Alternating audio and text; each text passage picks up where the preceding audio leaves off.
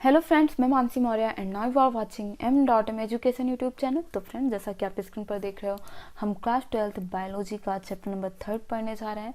और chapter number 3 से कुछ मोस्ट आईएमपी एमसीक्यू क्वेश्चन होंगे। और ये मोस्ट आईएमपी एमसीक्यू क्वेश्चन भाई किसके पॉइंट ऑफ व्यू से होंगे? आपका ये जो टर्म फर्स्ट एग्जाम होने वाला है उसके पॉइंट ऑफ व्यू से होंगे। अगर टर्म फर्स्ट एग्जाम के पॉइंट ऑफ व्यू से हैं तो भाई आपके लिए काफ़ी ज़्यादा इंपॉर्टेंट होने वाले हैं। सो लास्ट तक ज़रूर बने रहिएगा। और हाँ, मैं आपको बता दूं कि आप यहाँ पे क्या देख पा रहे हो भाई, chapter 3।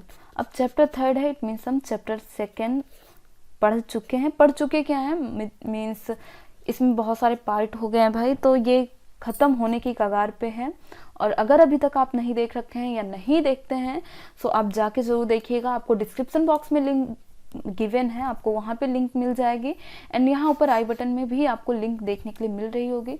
So don't worry about it, आपको लिंक पूरी मिल जाएगी। आपको इवन फुल चैप्टर की भी लिंक मिल जाएगी, तो उसके लिए आप परेशान नहीं होइएगा। ओके, आपको लिंक मिलती जाएगी बराबर। और हाँ, चैनल को सब्सक्राइब कर लीजिए, बेल आइकन पर प्रेस कर लीजिए, जिससे आपको वीडियोस के नोटिफिकेशंस भी मिलते रहें। एंड आप हमारे साथ बने रहें हमेशा और हमेशा के लिए। और आपको मतलब टाइम टू टाइम लिंक मिलती रहे, नोटिफिकेशंस मिलती रहें और आप वीडियोस देखते रहें। बिकॉज ऑफ यार, आपको पता है कि आपका ये जो टर्म फर्स्ट एग्ज़ाम होने वाला है ये बहुत ज़्यादा दूर नहीं रह गया है। सो आप अपनी प्रिपरेशन बाकायदा बना के रखिएगा।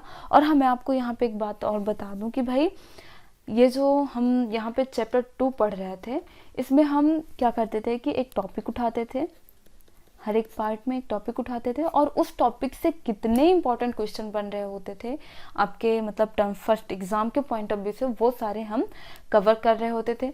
सेम वैसे ही हम यहाँ पे करेंगे। ये जो हमारा पार्ट फर्स्ट है, पार्ट फर्स्ट में हम कुछ टॉपिक उठाएंगे।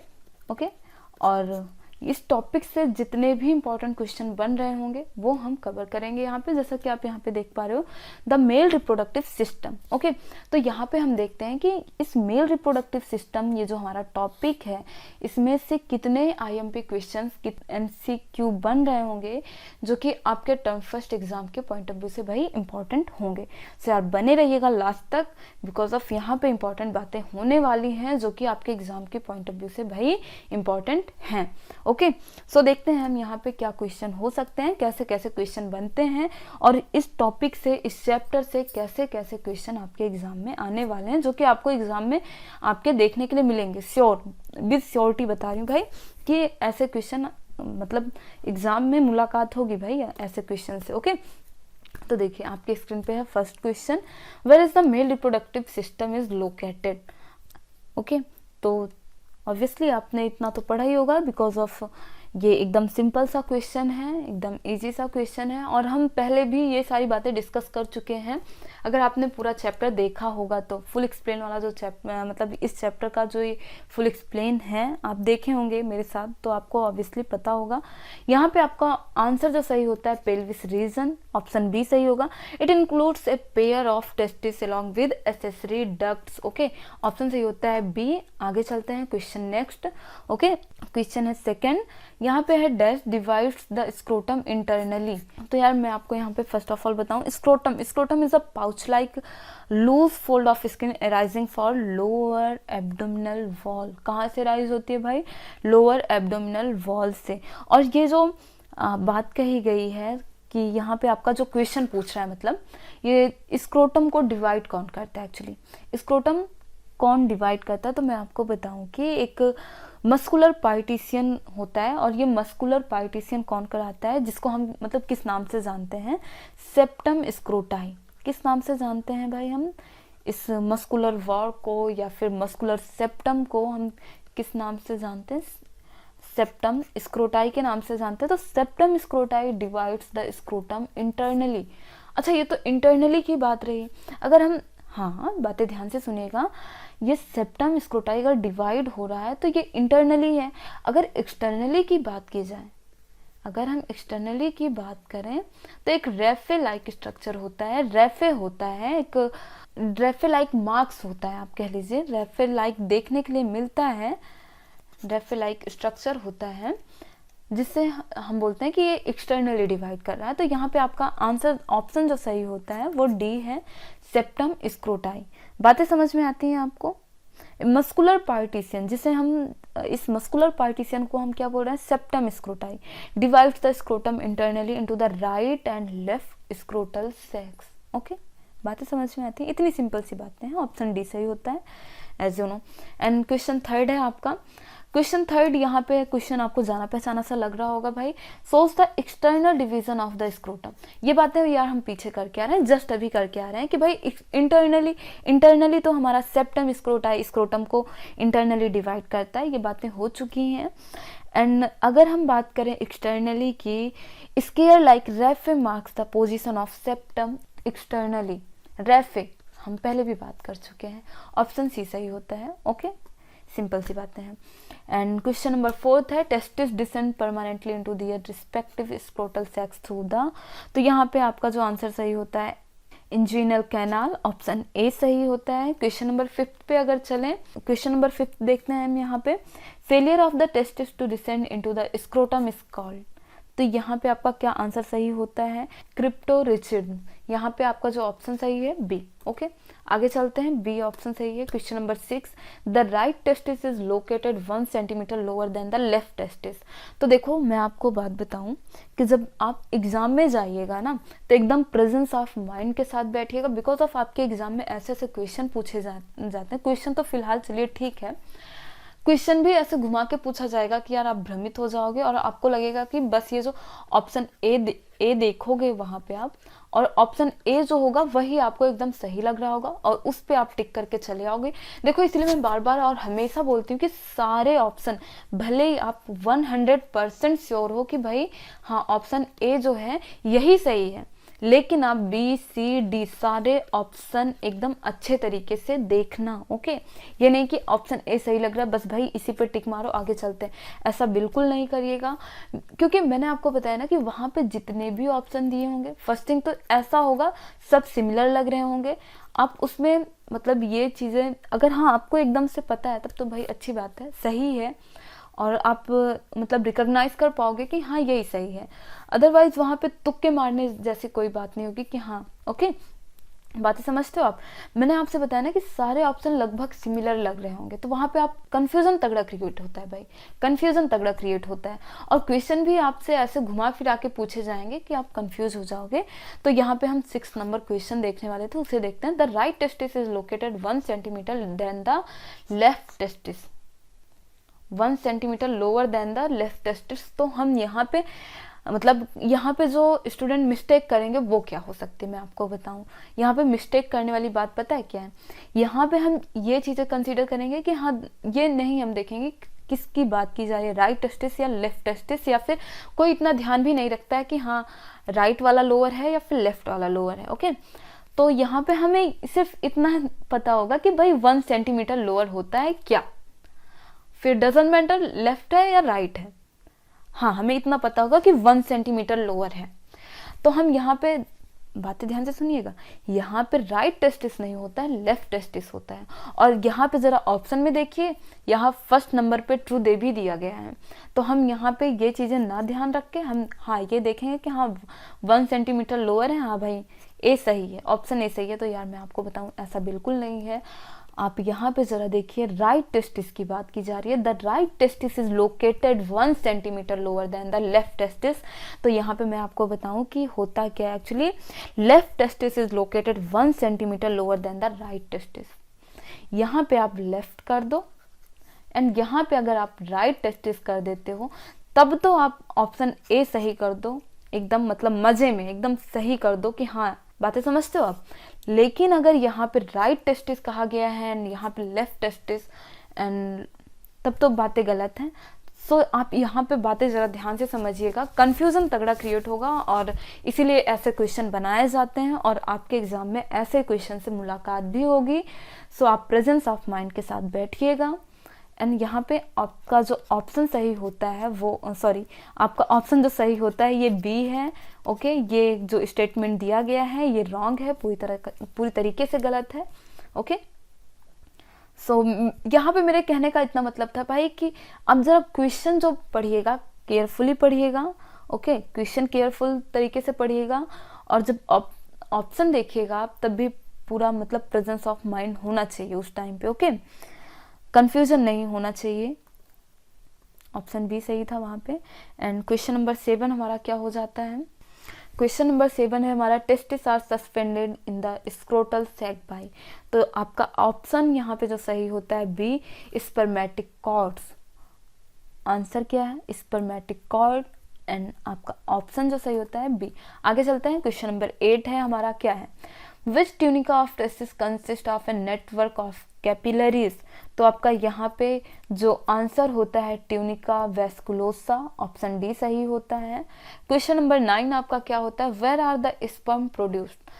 तो ये सारी बातें भाई एकदम बेसिक सी हैं और थोड़ा सा इलेबोरेट भी हैं, जो कि हमने एकदम अच्छे तरीके से एक्सप्लेन किए हैं भाई चैप्टर में, फुल एक्सप्लेनेशन वाले में। अगर आपने नहीं देख रखा है तो यार उसे भी देखिएगा, वहाँ पे आपके ढेर सारे डाउट क्लियर होंगे। अगर आप एक बार, मैं आपको बताऊँ, अगर आप एक बार फुल चैप्टर देख के मतलब तब यहाँ आते हो ना, तो बहुत ही ज़्यादा पावरफुल होगा, बहुत ही ज़्यादा हेल्पफुल होगा। एंड बाकी तो आपकी मर्जी है, मतलब मेरा काम था सजेस्ट करना, अच्छा बताना आपको, आपके बेहतर के लिए। हाँ, तो हम यहाँ पे बातें क्या कर रहे थे, where are the sperms produced. तो as you know seminiferous tubules, तो ये बातें तो सबको पता ही होंगी, सेमिनिफेरस ट्यूब्यूल्स। तो यहाँ पे अगर हम कुछ बातें और कर लेते हैं, देखो as you know testicular lobule कितने होते हैं एक नॉर्मल ह्यूमन में, ह्यूमन नहीं, एक नॉर्मल मेल।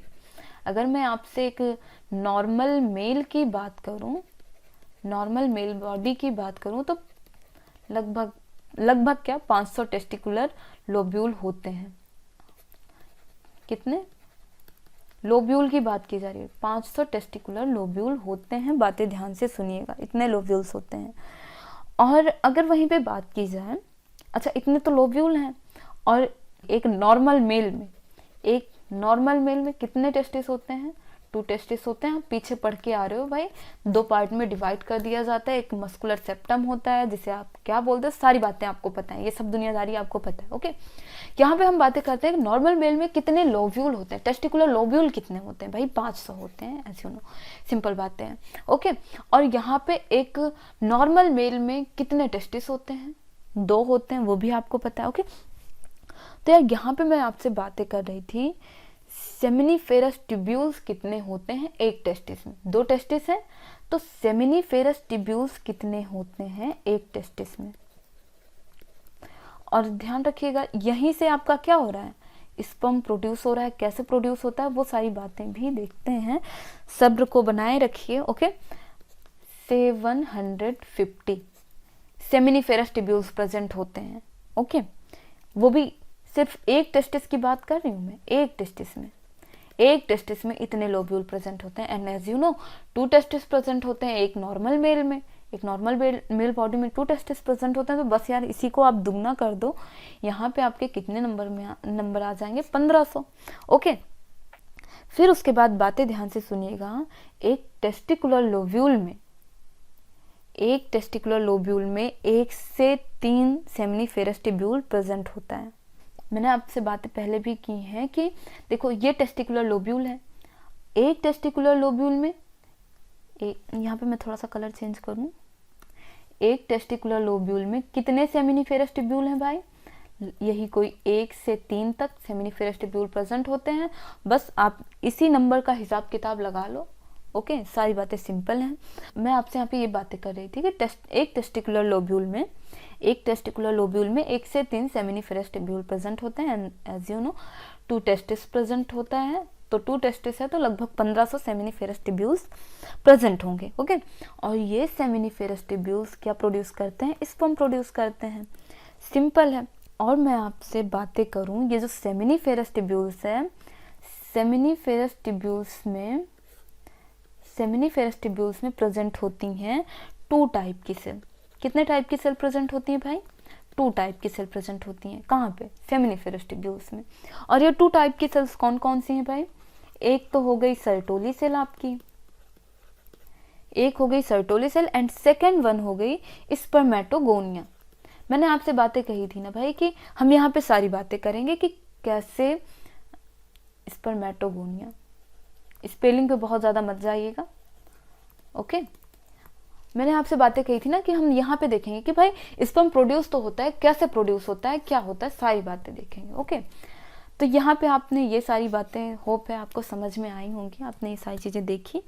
और यहाँ पे हम बातें करते हैं सेमिनिफेरस ट्यूब्यूल्स में 2 टाइप की सेल होती हैं, ये बातें आपको पता चल गई। एक तो आपकी हो गई Sertoli cell and second one हो गई स्पर्मेटोगोनिया। दोनों का हम काम देखते हैं, बातें करते हैं। अब आपको लग रहा होगा कि मैंने तो आपसे बात कही थी कि भाई सेमिनिफेरस ट्यूब्यूल से स्पर्म प्रोड्यूस होता है ना। ये स्पर्म, यहाँ पे 2 टाइप की सेल मैंने लिख तो दी, लेकिन स्पर्म कहाँ है? तो देखते हैं, सब्र करो सब्र करो, सारी बातें यहाँ पे होती हैं। अब देखो यार, होता क्या है, ये जो स्पर्मेटोगोनिया होता है ये कैसा होता है भाई? डिप्लॉयड होता है, डिप्लॉयड होता है। फिर क्या होता है इसमें, ये स्पर्मेटोगोनिया पार्टिसिपेट करता है मियोसिस में। ये स्पर्मेटोगोनिया पार्टिसिपेट करता है मियोसिस में। बस फिर उसके बाद क्या बन जाता है? स्पर्मेटिड। अब बस स्पर्मेटिड बना तो क्रोमोसोम नंबर ऑब्वियसली हाफ हो जाएंगे, है ना, हाफ होंगे। अब ये हाफ हो गए, अब ये जो स्पर्मेटिड है ना, इसी में हो जाता है मेटामॉर्फिज्म। ये जो स्पर्मेटिड है, स्पर्मेटिड ही स्पर्म है, बातें ध्यान से सुनिएगा। स्पर्मेटिड का ही दूसरा रूप क्या है? स्पर्म है। यही स्पर्मेटिड का हो जाता है मेटामॉर्फोसिस, ये कन्वर्ट हो जाता है स्पर्म में। देन देखो यार, हो गया ना स्पर्म का प्रोडक्शन, स्पर्म प्रोड्यूस हुआ। हाँ जी बिल्कुल। अब देखो ये सब, मतलब इसके सब के लिए अब इतना सारा पूरा प्रोसेस चल रहा है, इसके सब के लिए क्या चाहिए भाई? एनर्जी चाहिए, कह दो हाँ। और ये मतलब ये सब डिवाइड होता जा रहा है, डिवीजन, यहाँ पे डिवीजन हो रहा है ना, यहाँ पे डिवीजन हो रहा है। अब डिवीजन के लिए एनर्जी चाहिए होगी, और एनर्जी के लिए न्यूट्रिशन की ज़रूरत होगी। तो यहाँ पे ये जो सर्टोली सेल होती है ना, ये न्यूट्रिशन प्रोवाइड करती है to the dividing germ cell. यही जो आपकी ये जो सेल है, इसी को चाहे आप जर्म सेल बोल लो, तो ये क्या होती है? न्यूट्रिशन प्रोवाइड करती है। किस, कौन? Sertoli cell. Sertoli cell nutrition provide करती है to the dividing germ cell. बातें समझ में आई? एकदम से ही, मतलब यहाँ से आपके सारी बातें क्लियर होती हैं। हाँ जी बिल्कुल, बातें क्लियर होनी चाहिए, सब कुछ मतलब एकदम से हम बातें कर चुके हैं। सेमिनिफेरस ट्यूब्यूल्स, सेमिनिफेरस ट्यूब्यूल्स कैसे स्पर्म को प्रोडक्शन कर रहा है, कैसे प्रोड्यूस कर रहा है, एक टेस्टिस में कितने सेमिनिफेरस ट्यूब्यूल हो सकते हैं, एक टेस्टिकुलर लोब्यूल में कितने सेमिनिफेरस ट्यूब्यूल्स हो सकते हैं। बातें समझ में आती हैं आपको? और एक नॉर्मल मेल बॉडी में कितने टेस्टिकुलर लोब्यूल हो सकते हैं, एक नॉर्मल मेल बॉडी में कितने टेस्टिस हो सकते हैं, ये सारी बातें होप है आपकी क्लियर हो चुकी होंगी। एंड यहाँ पे आपका जो ऑप्शन सही होता है, डी सही होता है। आंसर क्या है? Seminiferous tubules. आगे चलते हैं question number 10, which cell provide nutrition to the germ cell. तो यहाँ पे भाई कोई कहने सुनने की बातें ही नहीं है, ऑब्वियसली आपको समझ में आया ही होगा, अभी तक हम यही बातें करते आ रहे हैं। सेमिनिफेरस ट्यूब्यूल्स स्पर्मेटोगोनिया, ओके, जिसे आप मतलब जर्म सेल बोलते हो, मेल जर्म सेल, पीछे भी हम बातें करके आ रहे हैं। ओके, यहाँ पे जैसा कि आप देखे भाई स्पर्मेटोगोनिया, इसी स्पर्मेटोगोनिया को यहाँ पे आप जो देख पा रहे हो, ये जो ग्रीन कलर से लिखा है स्पर्मेटोगोनिया या फिर मेल जर्म सेल, इसी को न्यूट्रिशन प्रोवाइड करने के लिए सर्टोली सेल बनी होती है। बातें समझ में आती हैं? देखो यार, मैं बातें बार बार बोल दे रही हूँ, जिससे आप कहीं भी आपके दिमाग के किसी कोने में किसी भी तरीके की कंफ्यूजन ना रह जाए। ओके, तो यहाँ पे मैं आपसे बातें कर रही थी कि यहाँ पे जो सेमिनिफेरस ट्यूब्यूल्स स्पर्मेटोगोनिया या फिर मेल जर्म सेल प्रेजेंट होती है, जो स्पर्म को फॉर्म करती है। स्पर्म को कौन फॉर्म करती है भाई? आप पीछे देख के आ रहे हो, spermatogonia obviously male germ cell, okay, sperm को फॉर्म करती है। और सेमिनिफेरस ट्यूब्यूल्स में सर्टोली सेल प्रेजेंट होती हैं, आप पीछे देख के आ रहे हो, है ना। सेमिनिफेरस ट्यूब्यूल्स में सर्टोली सेल प्रेजेंट होती हैं। तो मेल जर्म सेल में डिवीजन होता है, तो डिवीजन के लिए एनर्जी की जरूरत होगी, और एनर्जी के लिए न्यूट्रिशन की जरूरत होगी। तो आप यहाँ पहले ही देख पाए हो, मतलब देख लियो अच्छे तरीके से, which cell provides nutrition to the germ cell.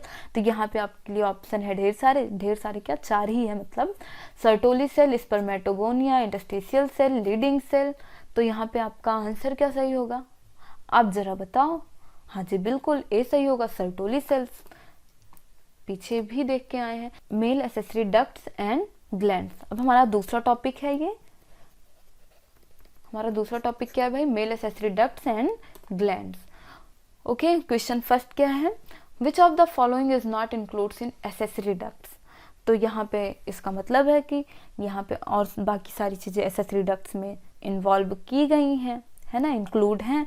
तो देखो वासा डिफरेंसिया है आपका भाई मेल एसेसरी डक्ट्स में आता है, प्रोस्टेट, रिटेटेस्टिस, एपिडिडाइमिस। तो रिटेटेस्टिस भी आपका मेल एसेसरी डक्ट्स में इंक्लूड किया गया है, एपिडिडाइमिस। तो आपका बचता क्या है, प्रोस्टेट। प्रोस्टेट आखिर है क्या फिर, prostate is a gland, prostate is a gland the male sex accessory duct include. देखो यहाँ पे कौन कौन इंक्लूड है भाई, रिटेटेस्टिस है, वासा डिफरेंसिया है, एपिडिडाइमिस है एंड वासा इफ्रेंसिया है। तो यहाँ पे वासा इफ्रेंसिया नहीं है, यही यहाँ पे आ गया है प्रोस्टेट, जो कि एक क्या है प्रोस्टेट इज अ ग्लैंड। तो यहाँ पे आपका आंसर क्या सही हो जाता है, बी। आगे चलते हैं। Which is the middle part of the epididymis is known as. Epididymis का जो मिडिल पार्ट होता है उसे हम किस नाम से जानते हैं, caput epididymis. Okay, the anterior end of the testis is called caput epididymis, जिसे हम और किस नाम से जानते हैं, हेड। तो ये भाई आपका ऑप्शन यहाँ पे क्या सही हो जाता है, बी। आंसर क्या है, कैपिट एपिडिडाइमिस। आगे चलते हैं क्वेश्चन नंबर 13। तो यहाँ पे क्वेश्चन नंबर 13 जो आप देख पा रहे हो, epididymis store sperm prior to ejaculation. तो देखो एपिडिडाइमिस में, एपिडिडाइमिस जो होता है इसमें स्पर्म स्टोर होता है, हाँ जी बिल्कुल स्टोर होता है, but not for ejaculation, ejaculation के लिए नहीं स्टोर होता है। बातें ध्यान से सुनिएगा, यहाँ पे बातें क्या कही जा रही हैं, एपिडिडाइमिस में जो स्पर्म स्टोर किया जाता है वो क्या इजैकुलेशन के लिए होता है, तो नहीं जी ऐसा बिल्कुल नहीं है, इजैकुलेशन के लिए नहीं होता है। अच्छा फिर किसके लिए स्टोर होता है, फिर किसके लिए यहाँ पे स्पर्म स्टोर किया जाता है, यहाँ पे स्पर्म को मोटाइल और मैच्योर बनाया जाता है। बातें ध्यान से सुनिएगा, यहाँ पे कहाँ पे, एपिडिडाइमिस में स्पर्म को मैच्योर और मोटाइल बनाया जाता है। तो यहाँ पे आपका जो आंसर है वो क्या सही हो रहा है, कौन सा ऑप्शन सही हो रहा है, ऑब्वियसली बी सही होगा, बिकॉज ऑफ यहाँ पे इजैकुलेशन की बात की गई है। तो एपिडिडाइमिस में स्पर्म इसलिए नहीं होता है, ये चीज़ें गलत हैं, फॉल्स हैं। ओके आगे चलते हैं। द वास डिफरेंसिया इज लाइन विद, यहाँ पे डैश डैश है, देन एपिथेलियम। आप जरा आंसर सोच के बताइए आंसर क्या हो सकता है। यहाँ पे आपका जो ऑप्शन सही होगा ए सही होगा, ऑप्शन क्या सही होगा, ए। हाँ जी बिल्कुल।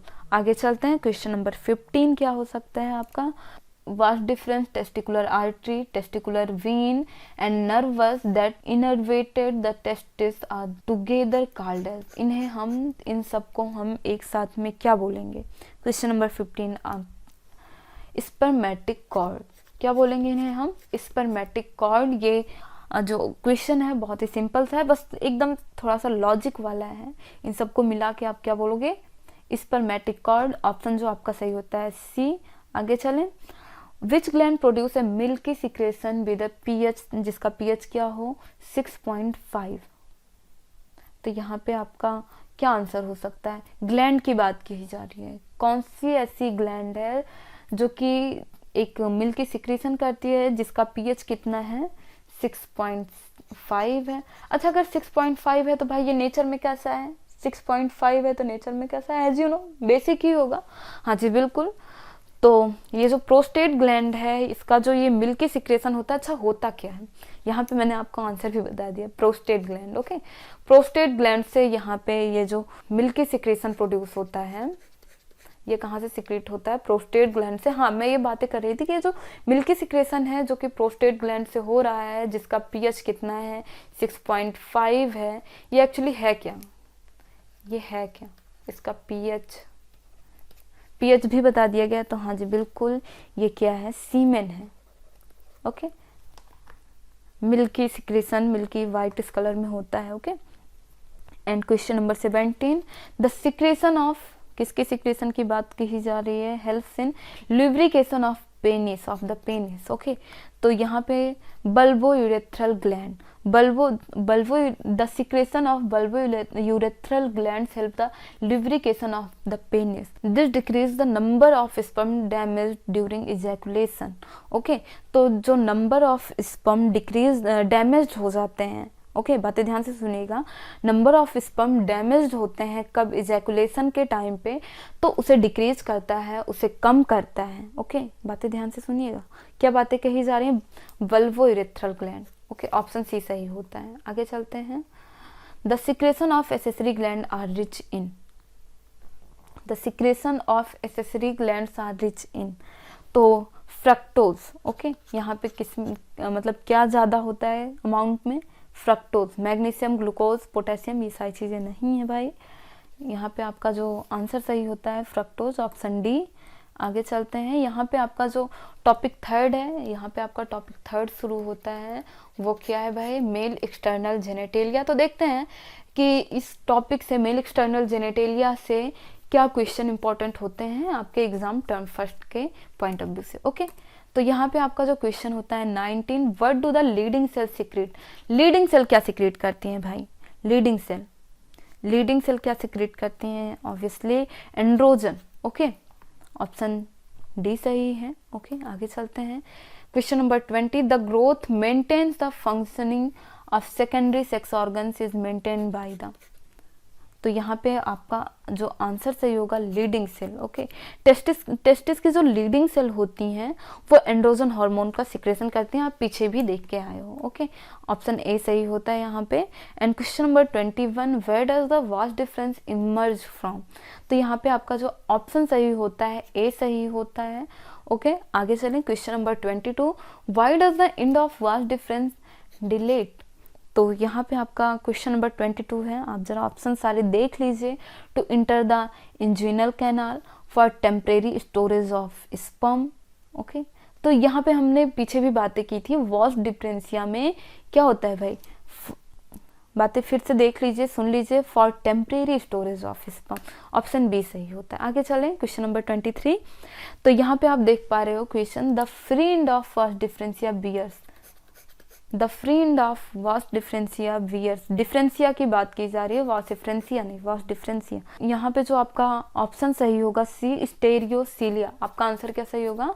स्टेरियोसीलिया, ऑप्शन सी सही होगा यहाँ पे। And question number 24, question number 24 क्या है आपका? External opening of urethra is called. External opening of the urethra is called urethral meatus. Option D सही है आपका यहाँ पे, है ना? Urethral meatus, external opening of the urethra is called urethral meatus. ये जो male urethra provides a common pathway for flow of urine and semen. तो बातें ध्यान से सुनिएगा, ये दो चीजें मेल एंड फीमेल की अलग अलग हैं। मतलब फीमेल में मतलब पर्टिकुलर एरिया होता है, पर्टिकुलर पाथवे होता है। ओके, पर्टिकुलर पाथवे होता है, बट मेल बॉडी में क्या है? मेल में एक कॉमन पाथवे होता है for the flow of urine and semen. Okay, and यहाँ पे आपका जो ये क्वेश्चन पूछा गया है, इसके लिए आंसर क्या सही होगा? Urethral meatus, and option D सही होगा। आगे चलें। क्वेश्चन नंबर 25 में आप क्या देख पा रहे हो? Prostatic urethra carries urine and semen. तो urethra include the 3 part. Okay, तो यहाँ पे फर्स्ट थिंग तो मैं आपको बता दूं कि भाई ये बातें गलत हैं। ओके, यहाँ पे ये बातें गलत हैं, फॉल्स हैं। और अगर बात की जाए प्रोस्थेटिक यूरेथ्रा की, तो भाई ये सीमेन नहीं कैरी करती है, ये सिर्फ और सिर्फ यूरिन ले जाती है। यूरेथ्रा इंक्लूड्स 3 पार्ट, यूरेथ्रा में 3 पार्ट होते हैं भाई। जो फर्स्ट पार्ट होता है वो भाई प्रोस्टेटेड ग्लैंड से सराउंडेड होता है, और जिसे हम किस नाम से जानते हैं भाई? प्रोस्थेटिक यूरेथ्रा के नाम से जानते हैं। तो मैंने पहले भी बातें की आपसे भाई कि यूरेथ्रा 3 पार्ट में डिवाइड होता है, 3 पार्ट में, और ये फर्स्ट पार्ट की बात कही गई है, प्रोस्थेटिक यूरेथ्रा, जो कि किससे सराउंडेड होता है? प्रोस्टेट ग्लैंड से। हाँ जी बिल्कुल। तो ये क्या करता है? यूरिनरी ब्लैडर से आती है। ये प्रोस्थेटिक यूरेथ्रा यूरिनरी ब्लैडर से आती है और केवल यूरिन कैरी करती है। ओके, सीमेन नहीं। तो ये बातें गलत है। यहाँ पे ये बातें क्या कही गई हैं? Prostatic urethra carries urine and semen. तो ऑब्वियसली बातें गलत हैं। आगे चलें। Question number 26, what is the second part of urethra called? First part आप पीछे देख के आए हो, जिसे हम क्या बोलते हैं? Prostatic urethra. And second part को हम क्या बोलेंगे? Membranes urethra. ऑप्शन बी सही है। आगे चलते हैं। And question number 27, tip of the glans penis is called. Glans penis के टिप को हम क्या बोलते हैं? तो यहाँ पे जो आपका क्वेश्चन नंबर 27, यहाँ पे जो आपका ऑप्शन सही होगा डी सही होगा, यूरोजेनाइटल अपरेटस। ये सारी बातें आप मतलब आपकी एनसीईआरटी की लाइन है भाई। एनसीईआरटी देखो, मैं इसलिए बार बार और हमेशा बोलती हूँ कि भाई एनसीईआरटी अच्छे तरीके से पढ़ लो। जो फुल चैप्टर का एक्सप्लेनेशन है आप उसे देख के अगर यहाँ पे आते हो बहुत ज़्यादा बेनिफिशियल होगा आपके लिए। सारे क्वेश्चन मक्खन की तरह सॉल्व होंगे, एक भी क्वेश्चन आपका नहीं फंस रहा होगा अगर आप बाकायदा चैप्टर पढ़ के आए होगे। मैं बातें करती हूँ भाई, अगर आप मेरे साथ चैप्टर पढ़े होगे तो सारे क्वेश्चन क्लियर हो रहे होंगे। एंड यहाँ पे question number 28, the penis contains 4 cylindrical masses of erectile tissue. तो यहाँ पे क्या ये बातें सही हैं कि गलत हैं? तो हाँ जी, बिल्कुल गलत हैं। क्यों? क्योंकि यहाँ पे बातें कही गई हैं 4 cylindrical masses of erectile tissue. यहाँ पे 3 cylindrical mass of erectile tissue होता है। बातें ध्यान से सुनिएगा, यहाँ पे 3 cylindrical masses of erectile tissue होता है। 2 क्या होते हैं? 2 होता है डॉर्सल कॉर्पोरा कार्नोवोसा एंड 1 होता है वेंट्रल कॉर्पस स्पॉन्जियोसम। ओके, एक होता है वेंट्रल कॉर्पोसम स्पॉन्जियोसम एंड 2 क्या होता है? Dorsal corpora cavernosa. तो आगे चलते हैं। एंड यहाँ पे ये बातें तो भाई गलत ही हैं, फाल्स ही है, बिकॉज ऑफ यहाँ पे 4 cylindrical masses of erectile tissue की बात की गई है, एक्चुअल में होता है 3। एंड चलते हैं हम नेक्स्ट टॉपिक पे। नेक्स्ट टॉपिक हमारा क्या बनता है? Female reproductive system and this is the 4th topic. तो हम यहाँ पे देखते हैं कि भाई आपके टर्म फर्स्ट एग्जाम के पॉइंट ऑफ व्यू से इस टॉपिक से कितने इंपॉर्टेंट क्वेश्चन बनते हैं जो कि आपके एग्जाम में आपसे मुलाकात होने वाली है जिन क्वेश्चन की। तो देखिएगा आपके एग्जाम में आने वाले हैं। तो यहाँ पे देखिएगा question 29, the primary sex organ of female reproductive system is. तो एकदम सिंपल सा क्वेश्चन है भाई, हम पीछे भी करके आए हैं, फर्स्ट स्लाइड में ही शायद ये बातें हमने की थी कि जो मेल प्राइमरी सेक्स ऑर्गन है वो क्या था? Male primary sex organ testis था। तो फिर हमने वहाँ पे वहीं पे जस्ट हमने ये बातें देखी थी कि फीमेल रिप्रोडक्टिव सिस्टम में प्राइमरी सेक्स ऑर्गन क्या है फीमेल रिप्रोडक्टिव सिस्टम में। तो आप जरा ऑप्शन बताइए, क्या फेलोपियन ट्यूब होगा, क्या ओवरी, क्या यूटेरस, क्या सर्विक्स? तो हाँ जी बिल्कुल ऑप्शन बी सही होगा, ओवरीज। ओके, आगे चलते हैं। Female primary sex organ ovary. अच्छा, ओवरी ये जो ओवरी है फीमेल प्राइमरी सेक्स ऑर्गन, ये प्रोड्यूस क्या करती है? एज यू नो, जो मेल प्राइमरी सेक्स ऑर्गन था वो क्या प्रोड्यूस कर रहा था? स्पर्म। हम वो सारी चीज़ें देख चुके हैं। ओके, तो यहाँ पे हम बातें करते हैं कि जो फीमेल प्राइमरी सेक्स ऑर्गन है ओवरी क्या प्रोड्यूस कर रही है? तो ऑब्वियसली ओवम प्रोड्यूस करेगी ना, ओवम प्रोड्यूस करेगी। ओवम और as well as ovarian hormones. Okay, ovarian hormones भी प्रोड्यूस करेगी। ओके, आगे चलते हैं। क्वेश्चन नंबर 30 देखते हैं। The ovaries are suspended by. The ovaries are located one on each side of the lower abdominal near the kidney of each side. Dorsal body और mesentery से suspend होती है, जैसे मेसोवेरियम हम बोलते हैं, जिसे हम क्या बोलते हैं? मेसोवेरियम बोलते हैं। ऑप्शन डी सही होता है। Okay, and outer most layer of the ovary is made up of. तो ओवरी की जो आउटर मोस्ट लेयर होती है वो किसकी बनी होती है? सिंपल क्यूबॉइडल सेल की बनी होती है। ओके, आगे चलें। ऑप्शन ए सही हो रहा है आपका। Stroma consist of the outer ovarian, यहाँ पे डैश है भाई, क्या हो सकता है? जरा बातें सोचिए समझिए। एंड इनर ओवेरियन, बातें ध्यान से देखिए, सोचिए समझिए।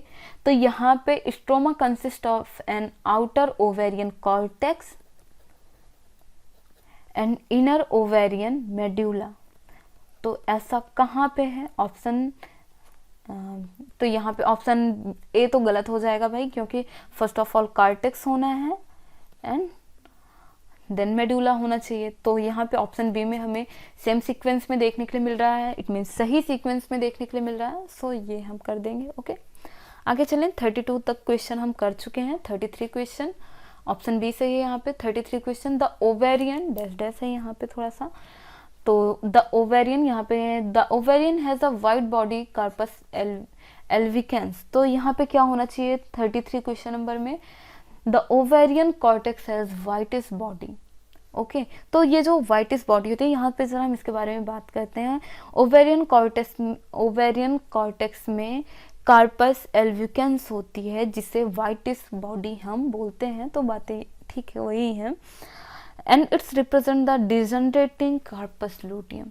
इसका काम क्या होता है, इसका काम क्या होता है भाई, कार्पस लूटियम को डिजनरेट करना। अच्छा, कार्पस लूटियम का डिजनरेट क्यों होना चाहिए, क्योंकि कार्पस लूटियम का काम हमें कब पड़ता है भाई, प्रेगनेंसी टाइम पे पड़ता है। कार्पस ल्यूटियम का आपको काम कब पड़ेगा, प्रेगनेंसी टाइम पे, तो उसके पहले आप कार्पस ल्यूटियम रख के करोगे क्या, कोई मतलब नहीं है। तो इसलिए इसको डिजनरेट कर देना है, इसलिए इसे डिजनरेट कर देना है। उसके लिए ये जो हमारा कॉर्टेक्स होता है, कॉर्टेक्स के पास एक वाइटिस बॉडी होती है जिसे क्या बोला जाता है। अच्छा, हमने यहाँ पे एक बात की कि जो ये कार्पस ल्यूटियम होता है इसकी ज़रूरत कब पड़ती है, प्रेगनेंसी टाइम पे। तो प्रेगनेंसी टाइम पे ही क्यों ज़रूरत पड़ती है, प्रेगनेंसी टाइम पे ही कार्पस ल्यूटियम की क्यों ज़रूरत पड़ती है, और ज़रूरत पड़ती है तो क्यों पड़ती है, क्या ज़रूरत है। तो मैं आपको बताऊं कि एट प्रेगनेंसी टाइम पे, एट प्रेगनेंसी टाइम की बात की जाए, एट प्रेगनेंसी टाइम पे ये एक हार्मोन सिक्रेट करती है जिसे आप क्या बोलते हो, प्रोजेस्टेरॉन बोलते हो। Okay, and at the end of pregnancy, at the end of pregnancy time पे एक हार्मोन सिक्रेट करती है जिसे आप क्या बोलते हो, एस्ट्रोजन बोलते हो। क्या बोलते हो आप, जिसे एस्ट्रोजन बोलते हो। बातें होती हैं क्लियर। एंड यहाँ पे जो बातें कही गई थी भाई, ये जो वाइटिस बॉडी होती है किसके पास होती है, कॉर्टेक्स के पास होती है। और ये कॉर्टेक्स का काम क्या होता है, मतलब कॉर्टेक्स के पास ये जो वाइटिस बॉडी होती है, इस वाइटिस बॉडी जिसे आप कार्पस एल्विजेंस बोल रहे हो, इसका काम क्या होता है, वाइटिस बॉडी का काम क्या होता है, कार्पस ल्यूटियम को डिजनरेट करना। बिकॉज ऑफ प्रेगनेंसी के पहले या प्रेगनेंसी के बाद इसकी कोई ज़रूरत नहीं होती है, प्रेगनेंसी के टाइम पे ही इसकी ज़रूरत होती है। और प्रेगनेंसी के टाइम पे ही इसकी ज़रूरत, ये जो वाइटिस बॉडी है क्यों पड़ती है, क्योंकि ये कुछ ऐसे ऐसे हार्मोन सिक्रेट करते हैं जिसकी ज़रूरत प्रेगनेंसी के टाइम पे पड़ती है, दैट्स वाई। ओके, एंड हमारा जो क्वेश्चन होता है 34, उसमें क्या बातें कही गई हैं, ovarian medulla contains many rounded और ओवल बॉडीज, जिसे हम क्या बोलते हैं, क्या बोलते हैं भाई, क्या हम कार्पस ल्यूटियम बोलते हैं, क्या हम ओवेरियन फॉलिकल बोलते हैं, क्या हम कार्पस एल्विकेंस बोलते हैं, एंड क्या हम एंट्रम बोलते हैं, हम इसे क्या बोलते हैं, ओवेरियन फॉलिकल्स बोलते हैं। ऑप्शन बी सही है। Ovarian medulla contains many rounded और ओवल बॉडीज, जिसे हम क्या बोलते हैं भाई, ओवेरियन फॉलिकल बोलते हैं। क्या बोलते हैं भाई, ओवेरियन फॉलिकल्स बोलते हैं। हाँ जी बिल्कुल। एक्चुअली होता क्या है, जो ओवेरियन मेडुला है यहाँ पे आपको देखने के लिए मिल रहा है, जो ओवेरियन मेडुला है आपकी ढेर सारी ओवेरियन फॉलिकल को मतलब कंटेन करती है, ढेर सारी ओवेरियन फॉलिकल को कंटेन करती है। कौन, ओवेरियन मेडुला क्या कंटेन करती है, ओवेरियन फॉलिकल्स को कंटेन करती है। ओके ओके, बातें ध्यान से सुनिएगा। और इनमें डेवलपमेंट की अलग अलग स्टेज होती है, किसमें, ओवेरियन फॉलिकल में।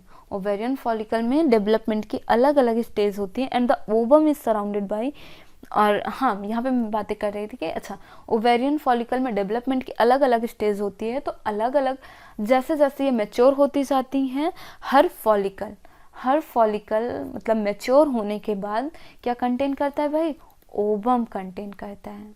ओवेरियन फॉलिकल मैच्योर होने के बाद क्या कंटेन करता है, ओवम कंटेन करता है। और ये ओवम जो होता है कई सारी लेयर से सराउंडेड होता है। ओके, क्या मैं बातें कर रही थी, कई सारी लेयर से सराउंडेड होता है बाय मेनी लेयर, जो कि इसकी प्रोटेक्शन करती हैं। ओके, बातें समझ में आती हैं जी आपको? हाँ जी बिल्कुल आनी चाहिए, बिकॉज ऑफ एकदम सिंपल सी बातें हैं और मैं एक्सप्लेन भी कर रही हूँ। यहाँ पे मैंने बातें ही क्या बोली, देखो भाई ओवेरियन मेडुला है, और ये जो ओवेरियन मेडुला है आपकी ढेर सारी ओवेरियन फॉलिकल कंटेन करता है। और ये जो ओवेरियन फॉलिकल होता है, ढेर सारी ओवेरियन फॉलिकल है। ओके, बातें ध्यान से सुनिएगा, ढेर सारी ओवेरियन फॉलिकल है, तो सारी ओवेरियन फॉलिकल एक टाइम पे नहीं मैच्योर हो जाएंगी। ओके, सारी ओवेरियन फॉलिकल एक ही टाइम पे नहीं मैच्योर हो जाएंगी, ये अलग अलग टाइम पे इनका डेवलपमेंट होता रहेगा, मैच्योर होती रहेंगी। और जब ये मैच्योर हो जाएंगी तो क्या कंटेन करेंगी, ओवम को कंटेन करेंगी। बातें समझ में आती हैं? और यहाँ पे जैसा कि मैंने आपसे बात कही कि ovarian medulla contains many rounded Oval bodies, जिसे हम क्या, ओव्यूल बॉडीज जिसे हम क्या बोलते हैं, ओवेरियन फॉलिकल, ऑप्शन बी सही हो जाता है आपका यहाँ पे। एंड क्वेश्चन नंबर 35 क्वेश्चन में आप क्या देखते हो, fallopian tube are also called है। फेलोपियन ट्यूब को हम और क्या बोलते हैं भाई, फेलोपियन ट्यूब को हम और क्या बोलते हैं, ओविडक्ट बोलते हैं, फॉलिकल्स बोलते हैं, फिमरी बोलते हैं, लुटियम बोलते हैं, क्या बोलते हैं। देखो मैं आपसे बातें करूं, देखो जितनी ओवरी हैं सबके पास एक एक ओविडक्ट है, एक एक फेलोपियन ट्यूब है। तो अब आपको यहाँ पे भाई बातें समझ में आ गई होंगी कि हम फेलोपियन ट्यूब को और क्या बोल रहे हैं, ओविडक्ट बोल रहे हैं, है ना। फेलोपियन ट्यूब को हम और क्या बोल रहे हैं, ओविडक्ट बोल रहे हैं। बातें ध्यान से सुनिएगा, फेलोपियन ट्यूब को हम और क्या बोल रहे हैं, ओविडक्ट बोल रहे हैं। और जितनी भी ओविडक्ट हैं, ओके, 2 ओविडक्ट हैं, 2 ओवरी हैं तो 2 ओविडक्ट हैं। हर ओविडक्ट की जो मतलब लंबाई होती है वो लगभग 10 से 12 सेंटीमीटर की होती है। ओके, ईच ओविडक्ट या फिर फेलोपियन ट्यूब, कुछ भी कह लो, फेलोपियन ट्यूब या ओविडक्ट, तो उनकी जो लंबाई होती है वो 10 से 12 सेंटीमीटर होती है। अच्छा ठीक है, ये बातें तो हो गई। और जो आपकी ये फेलोपियन ट्यूब है या फिर ओविडक्ट है, मैं आपको बताऊं, this are divide in 3 part. अब ये 3 पार्ट भाई कौन कौन से हैं, बातें ध्यान से सुनिएगा। एक तो हो गया इस्थमस, ओके, एंड एक हो गया एम्पुला, ओके, एंड एक हो गया इनफंडिबुलम, ओके, एक क्या हो गया, इनफंडिबुलम। तो इन तीनों को मिला के हम क्या बोलेंगे, फेलोपियन ट्यूब। इन तीनों को मिला के हम क्या बोलेंगे भाई, फेलोपियन ट्यूब या फिर ओविडक्ट, भाई आप प्रेम से कुछ भी कह लो, ओके। अच्छा यहाँ पे ये वाला रीजन है आपका एम्पुला, एग्जैक्ट एम्पुला पे ही फर्टिलाइजेशन प्रोसेस कंप्लीट होता है, ओके। एम्पुला ऐसा जंक्शन है जहाँ पे male gamete and female gamete की मीटिंग होती है, ओके, जहाँ पे फर्टिलाइजेशन होता है, ओके। इनके लास्ट में यहाँ पे ये जो मतलब फेलोपियन ट्यूब आप देख पा रहे हो, ये फेलोपियन ट्यूब का जो मतलब ओवरी के पास वाला हिस्सा होता है वो क्या होता है, इनफंडिबुलम होता है। तो इनफंडिबुलम के किनारे पे क्या होता है, फिंगर लाइक स्ट्रक्चर आपको देखने के लिए मिलेंगे। फिंगर लाइक स्ट्रक्चर प्रेजेंट होते हैं जिसे हम क्या बोलते हैं, फिमरी बोलते हैं, ओके, जिसे हम क्या बोलते हैं, फिमरी बोलते हैं।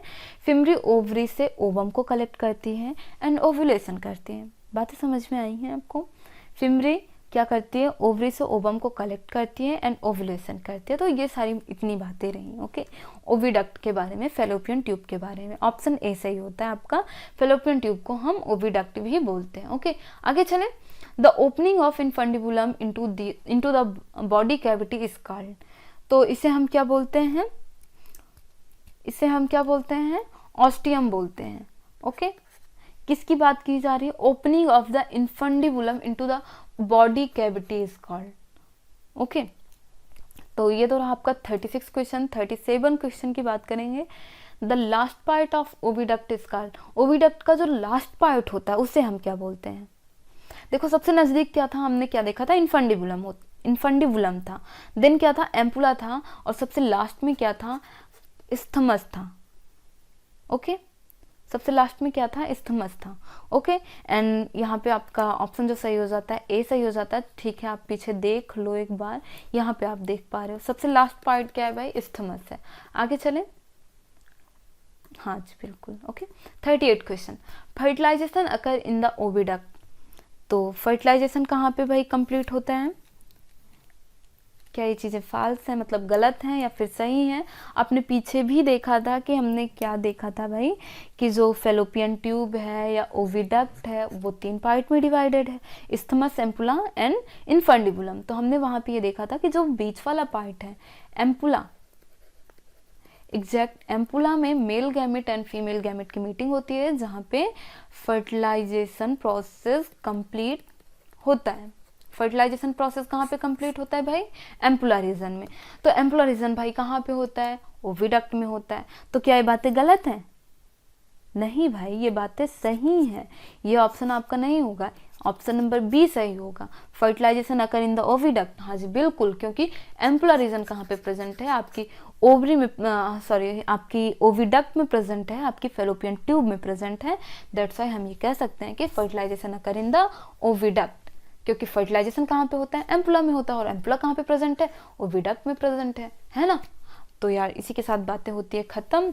आज की वीडियो में बस इतना ही, एंड मिलते हैं नेक्स्ट पार्ट में। नेक्स्ट पार्ट में हम देखेंगे भाई, हाँ यहाँ पे ऑप्शन बी सही है, करेक्ट आंसर बी है। तो यार आज के वीडियो में बस इतना ही, मिलते हैं नेक्स्ट वीडियो में। ये तो रहा फर्स्ट पार्ट, और फर्स्ट पार्ट में हमने 4 टॉपिक देखे भाई, कि 4 टॉपिक्स, ये जो मतलब 4 टॉपिक हमने देखे, ये 4 टॉपिक से जो इम्पॉर्टेंट क्वेश्चन हो सकते थे आपके एग्जाम टर्म फर्स्ट के पॉइंट ऑफ व्यू से, वो सारी बातें हम कर चुके हैं। एंड नेक्स्ट पार्ट में हम ऐसे ही कुछ मतलब टॉपिक ऐसे और देखेंगे जो कि आपके एग्जाम के लिए इम्पॉर्टेंट होंगे। सो यार चैनल को सब्सक्राइब कर लीजिए, बेल आइकन पर प्रेस कर लीजिए, ओके, जिससे आपको वीडियोस के नोटिफिकेशंस मिलते रहें। पार्ट सेकंड आपको मिल सके, वहाँ पे हम देखेंगे कि चैप्टर 3 जो है आपका है ह्यूमन रिप्रोडक्शन के यहाँ मतलब पार्ट फर्स्ट में हम कुछ टॉपिक तो देख लिए, पार्ट फर्स्ट में हम कुछ टॉपिक देख लिए कि हाँ भाई उस टॉपिक से कितने इंपॉर्टेंट क्वेश्चन होते हैं, और पार्ट सेकंड में जो बच्चे कुछ टॉपिक हैं वो भी हम देखेंगे, ओके। मे बी 4 पार्ट तक बने, पार्ट 3 पार्ट 4 तक बने, ओके। तो इतना हम देखेंगे। देखो यार होता क्या है कि हम अगर टॉपिक वाइज चीज़ें देखते हैं, टॉपिक वाइज, तो यहाँ पे हमारा कोई भी मतलब टॉपिक नहीं छूटता है, और किसी भी टॉपिक का मोस्ट इंपॉर्टेंट क्वेश्चन नहीं छूटता है। यहाँ पे हम सारी चीज़ें कंसीडर कर रहे होते हैं। And if you want to more videos, so friends like and subscribe m.m education YouTube channel. And thank you for watching this video. Bye bye, मिलते हैं नेक्स्ट वीडियो में, ओके।